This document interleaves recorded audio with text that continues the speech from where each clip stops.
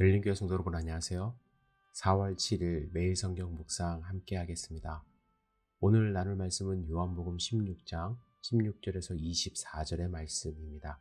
우리 함께 읽겠습니다. 조금 있으면 너희가 나를 보지 못하겠고 또 조금 있으면 나를 보리라 하시니 제자 중에서 서로 말하되 우리에게 말씀하신 바 조금 있으면 나를 보지 못하겠고 또 조금 있으면 나를 보리라 하시며 또 내가 아버지께로 감이라 하신 것이 무슨 말씀이냐 하고 또 말하되 조금 있으면이라 하신 말씀이 무슨 말씀이냐 무엇을 말씀하시는지 알지 못하노라 하거늘 예수께서 그 묻고자 함을 하시고 이르시되 내 말이 조금 있으면 나를 보지 못하겠고 또 조금 있으면 나를 보리라 하므로 서로 문의하느냐 내가 진실로 진실로 너에게 이르노니 너희는 곡하고 애통하겠으나 세상은 기뻐하리라. 너희는 근심하겠으나 너희 근심이 도리어 기쁨이 되리라.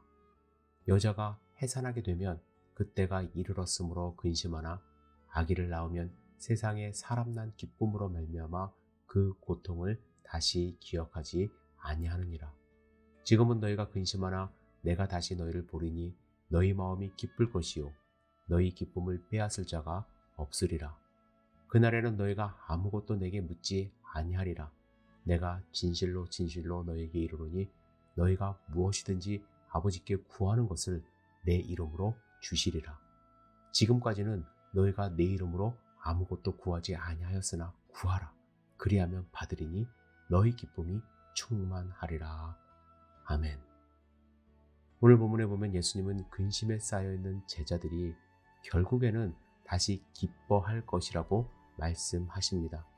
그리고 그 근거에 대해서 두 가지를 말씀하시는데 먼저 부활하신 주님을 다시 볼 것이라 하십니다.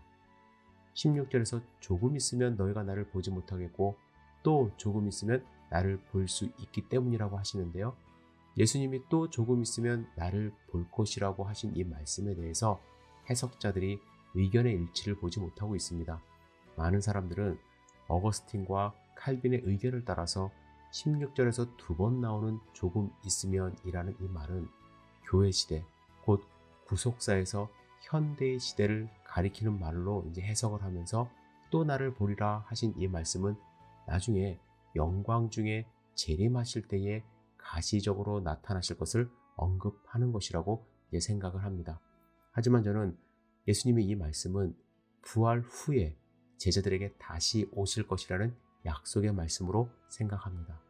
16절 상반절에 조금 있으면 이라는 말은 지금 예수님과 이야기하는 이 시점에서 며칠 후에 십자가에 달려 죽으실 때까지의 시간이라고 생각을 하고요.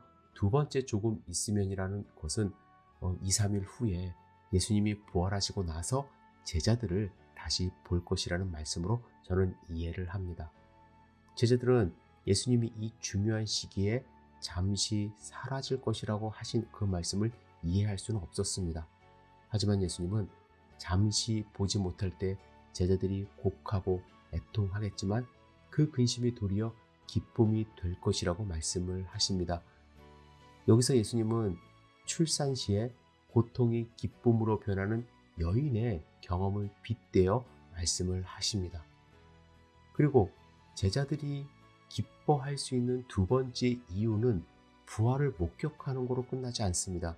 이제 또 다른 기쁨의 근원에 대해서 언급하십니다. 제자들의 기도가 응답을 받을 것이라는 거예요. 지금까지 제자들은요, 그들의 요구사항들을 예수님께 가지고 왔고 예수님이 그들을 위하여 하나님께 기도드리는 기도에 의해서 그들은 격려를 받아왔습니다. 하지만 예수님의 죽으심과 부활은 인간의 죄의 장애를 제거하시고 하나님과 새로운 관계를 확립하셨기 때문에 그 관계 안에서 제자들은 확실하게 예수의 이름을 통해서 하나님께 직접 기도할 수 있게 됩니다. 예수님의 이름에 기초하여 제자들은 너희가 무엇이든지 아버지께 구하는 것을 내 이름으로 주시리라는 약속을 받게 된 것입니다. 여러분, 우리가 예수님의 이름으로 기도하는 이유는 무엇입니까? 예수님이 지금도 우리를 위해 중보하고 계시기 때문입니다. 칼빈은 기도에서 그리스도를 지나쳐 버리는 것은 하나님의 이름을 모독하는 하는 것이라고 주장을 했습니다. 맞습니다. 예수님은 여러분과 저를 위해서 이 땅에 오셨고 우리를 위해서 십자가에서 죽으셨고 부활하셨을 뿐만 아니라 지금 우리를 위해 기도하고 계십니다. 중보하고 계세요. 여러분, 예수님의 이름으로 우리가 기도하는 것은 힘을 갖고 기도를 하는 것입니다. 그런데 우리의 기도를 한번 돌이켜 보시길 바랍니다. 저도 오늘 묵상을 하면서 제 자신을 많이 반성하게 되었는데요. 너무 막연하고 일반적인 것들만 기도합니다. 그래서 하나님이 우리의 삶 가운데 주시는 구체적인 응답을 우리가 알아채리기가 어려워요. 여러분, 따라서요, 여러분들께 제시하고 싶어요. 격려드리고 싶어요. 우리는요, 하나님 나라를 위해서 구체적인 기도를 드리고요, 거기에 대한 하나님의 응답을 기대하며 살아야 될 줄 믿습니다. 여러분 개인적인 기도 하나님 앞에 드리실 수 있지만 제가 드리고 싶은 부탁은 교회를 위해서 구체적으로 우리 함께 기도했으면 좋겠습니다. 저는 올해 10명의 새로운 교인 등록을 위해서 기도하고 있습니다. 이 10명 중에 2~3명은 예수 그리스도의 제자로 성장할 수 있는 사람이 되기를 간절히 기도하고 있습니다.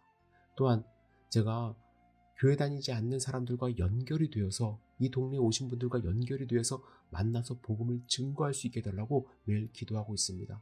또한 우리 교회가 2명의 선교사님을 정말 정성껏 후원할 수 있기를 간절히 기도하고 있습니다. 우리 주일학교가 활성화되기를 기도하고 있고 소그룹 모임도 다시 시작할 수 있기를 기도하고 있습니다. 특별히 우리 성도님들의 안전과 건강을 위해서 어린 아이에서부터 어른에 이르기까지 한 명 한 명의 이름을 올려드리며 매일 간절함으로 기도하고 있습니다. 지금 그 열매가 우리에게 보이지 않더라도 우리는 나를 구원하신 예수님의 이름으로 기도하기 때문에 반드시 성취될 것이며 하나님이 응답하심을 확신하며 기도합니다. 여러분도 구체적으로 함께 기도해 주시기를 부탁을 드립니다. 하나님이 역사하십니다. 예수님이 약속하셨습니다. 그 약속을 붙드시기를 주님의 이름으로 축복합니다. 여러분 가능하시면 구체적으로 하나님 앞에 기도 올리시길 부탁을 드립니다. 하나님, 제가 몇 명의 사람을 만날 수 있도록 인도하여 주시옵소서. 그들에게 그리스도의 사랑을 증거할 수 있도록 인도하여 주시옵소서. 여러분들 간절함으로 하나님 앞에 기도할 때 하나님이 우리와 함께 하십니다. 기도하겠습니다. 전능하신 주님, 오늘 귀한 말씀을 주셔서 감사합니다. 우리에게 위로와 소망을 주셔서 감사합니다. 우리 구체적으로 기도하고 실천할 수 있도록 주여 인도하여 주시옵소서. 우리의 삶이 변화될 수 있도록 주여 도와주시옵소서. 우리의 삶을 주님 앞에 온전히 올려드립니다. 예수님의 이름으로 기도드렸사옵나이다. 아멘.